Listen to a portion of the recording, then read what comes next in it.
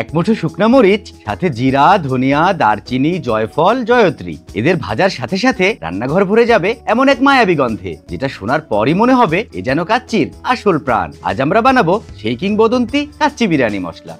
প্রথমেই আমরা একটি প্যান গরম করে এতে এক এক করে আমাদের সুগন্ধি মশলাগুলো দিয়ে দেব। শুকনা মরিচ 10 থেকে 12টি, আস্ত জিরা 2 চা চামচ,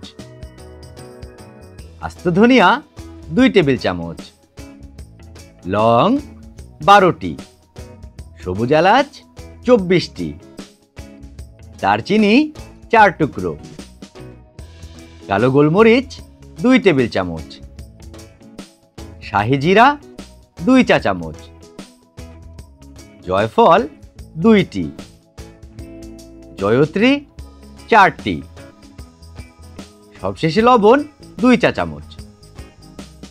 এবার আমরা সবগুলো মশলা চুলার আঁচ মিডিয়াম হিটে রেখে ভাজতে শুরু করব।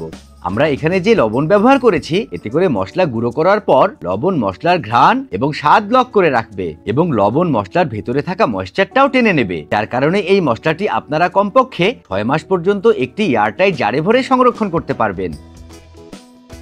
আমরা কিন্তু মশলাগুলো খুব বেশি ভাজবো না। যখন দেখবো আমাদের মশলাগুলো থেকে খুব সুন্দর একটা অ্যারোমেটিক ঘ্রাণ বের হচ্ছে, তখনই বুঝে নেব আমাদের মশলাগুলো ভাজা হয়ে গেছে। আমাদের মশলাগুলো ভাজা হলে একটি পাত্রে ঢেলে ঠান্ডা করে নেব। এবার একটি ব্লেন্ডার জারে মশলাগুলো নিয়ে নেব এবং খুব মিহি করে গুঁড়ো করে নেব। গুঁড়ো করার পর অবশ্যই সংরক্ষণ করার আগে মশলাগুলো পুরোপুরিভাবে ঠান্ডা করে নিতে হবে। আর এই পরিমাণ মশলাটি 2 কেজি চাল এবং 4 কেজি মাংস দিয়ে কাচ্চি রান্নার জন্য। এবার একটি এয়ারটাইট জারে ভরে আমাদের মশলাগুলো সংরক্ষণ করব। এই মশলা ব্যবহার করে আমরা যে কাচ্চি বিরিয়ানি রান্না করেছি, সেই রেসিপির লিংক নিচে ডেসক্রিপশন বক্সে দেওয়া আছে, আপনারা চাইলে দেখে নিতে পারেন। তৈরি হয়ে গেল আমাদের অসাধারণ, একদম পারফেক্ট কাচ্চি বিরিয়ানি মশলা। যে মশলা দিয়ে কাচ্চি রান্না করলে বিশ্বাস করুন, আপনার হাতের কাচ্চি ছাড়া বাইরের কাচ্চি কেউ খেতেই চাইবে না।